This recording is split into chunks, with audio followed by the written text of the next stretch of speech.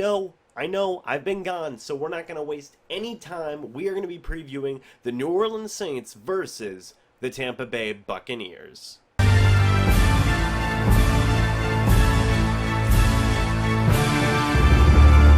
Hey guys, what's going on? James here, and like I said, in today's video we are previewing the Saints versus the Bucs. I'm finally not sick anymore after 5 days of just being terribly sick, having the worst time ever. I had to call out of work, I couldn't go anywhere, it was miserable, but I'm finally well enough to start making videos again, and what a great time to start! We're just in time for another Bucs preview. Taking a look first at the entire injury situation, and the quarterback room is finally getting a little bit healthier. I know last week it was like insane. Andrew Adams had 3 interceptions, Davante Harris had a really nice game, as well as other guys like Javian Elliott, he had an interception, but we're finally getting some guys back. I believe Brent Grimes might play, I'm not too sure. Carlton Davis might be able to play as well. MJ Stewart hopefully should be able to play. If getting 1 or 2 of those 3 guys back, or starting 3 cornerbacks, that'd go a long way in helping out this entire cornerback situation. But it's actually very interesting because, guys like Davante Harris and Javian Elliott, they did really well last game.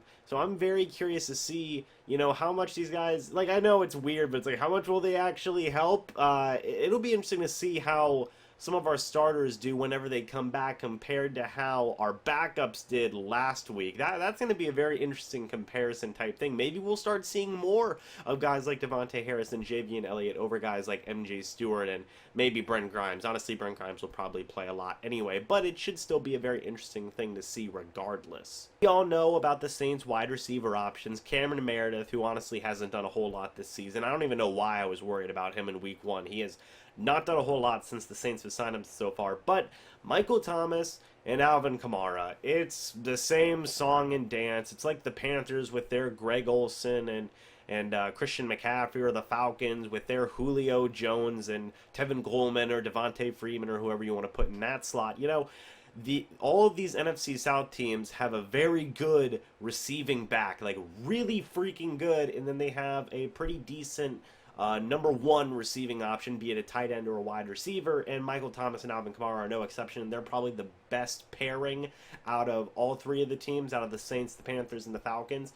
But we were able to we weren't able to do much of anything the first game. I'm hoping that this upcoming game we can do something, The Bucs, like I've said multiple weeks in a row now, they don't do good versus receiving backs. Last game that the Bucs had against Alvin Kamara, he absolutely just slaughtered us, as he is one to do in most games. So hopefully, Mark Duffner, he does things a little bit better than Mike Smith. I've been very impressed with Mark Duffner's defense so far. He's gotten us from not being the worst defense in the league. That's huge. So hopefully it continues now. He does seem to do things a little bit better. He can defend the top receiving options on teams way better than Mike Smith.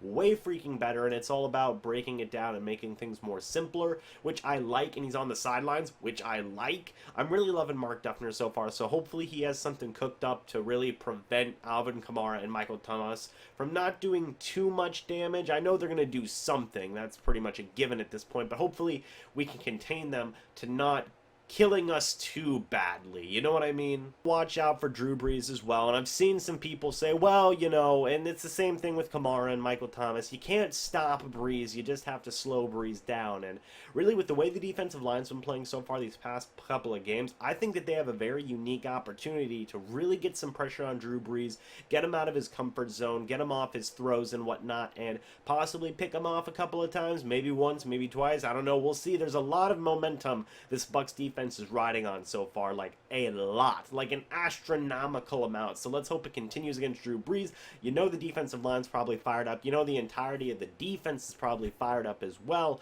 So hopefully we can get more pressure in on Drew Brees. Carl Nassib and JPP, those 2 defensive ends have looked phenomenal, absolutely phenomenal. Vinny Curry, he's had his injuries so far this year. He's had a very up and down season, but man, let me tell you, Carl Nassib and JPP, those are the guys. Like, I want them to be our starting defensive ends next year. They probably are going to be our starting defensive ends next year. They deserve it. They've both been producing a lot. Carl Nassib has 5.5 sacks. Jason Pierre-Paul, obviously 10.5 sacks. First guy since Simeon Rice. Literally, I'm sure every Bucs outlet has told you that so far up to this point, as have I. But the point is that they need to get pressure on Drew Brees. They need to make sure that he isn't comfortable, so he can't just absolutely carve apart this defense like he did in week 1. It didn't result in a win, but it was pretty darn close in them tying up the game and potentially taking it to overtime. The Buccaneers defensive line specifically needs to take more control of this game. They're going to have a little bit of help with Teron Armstead being out, the starting left tackle for the Saints. That's going to help out huge. Hopefully Jason Pierre-Paul can feast on the backup left tackle that the Saints have, and things can really get going, and we can really bring Drew Brees down. That would be absolutely huge in terms of the overall weight and swinging of momentum in this game. Offensive side of the ball, and man, just keep it going. Keep it going. The Bucs have won 2 games in a row right now. The defense has been looking consistent. They're starting to look good, 5-7. We're still in that playoff hunt, and it's all because of consistency. That's the biggest thing. The defense has been consistently not being god-awful. Ever since Mike Smith left, it's been going that way. And the offense, these past 2 games, they've had a very limited amount of turnovers. I believe only 1 in 2 games, and I don't even count it because it was the Peyton Barber fumble, which we all know didn't count, and a big part of that is Jameis Winston. No fumbles, no interceptions.